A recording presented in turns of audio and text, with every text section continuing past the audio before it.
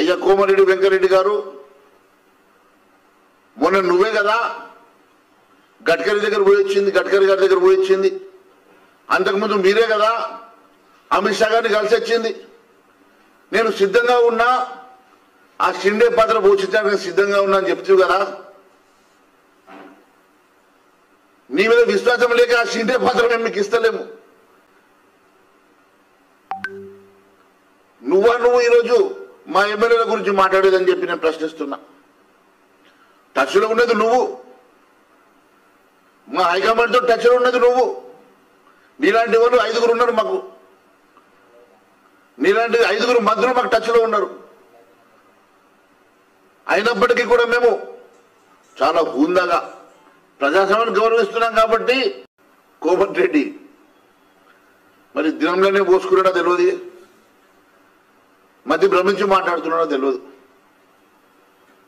8 మంది BJP MLA టచ్లో ఉన్నారట. అసలు నీ తమ్ముడికి టచ్లో ఉన్నాడో లేదో ముందు తెలుసుకో. నీ తమ్ముడే నీకు టచ్లో లేడట. పాపం తమ్ముడు భార్యకు టికెట్, ఎంపీ టికెట్ ఇస్తాను అధిష్టానం ఒప్పుకుంటే నువ్వే అడ్డుపడ్డావట.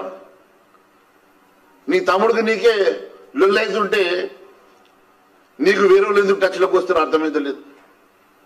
భారతీయ జనతా పార్టీ ఏ ఒక్క ఎమ్మెల్యే కూడా ఇప్పటి వరకు అటువంటి చరిత్ర ఎప్పుడూ లేదు.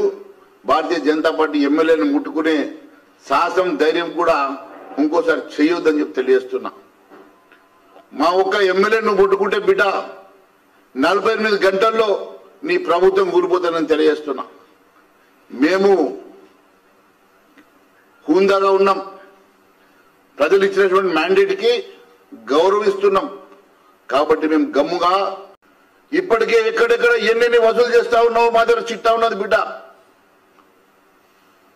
కేవలం మా హైదరాబాద్ డబ్బులతోటి యావత్ దేశ రాజకీయాల్ని నడిపిస్తున్నారు. కాంగ్రెస్ పార్టీ దేశ ఎన్నికలకు హైదరాబాద్ ఇలా అడ్డగా మారింది. హైదరాబాద్ లో వసూలైనటువంటి డబ్బుతోటే కాంగ్రెస్ పార్టీ భారతదేశ రాజకీయాలను, ఎన్నికలను ఈరోజు నడిపిస్తున్న సంగతి నేను గుర్తు చేస్తున్నా.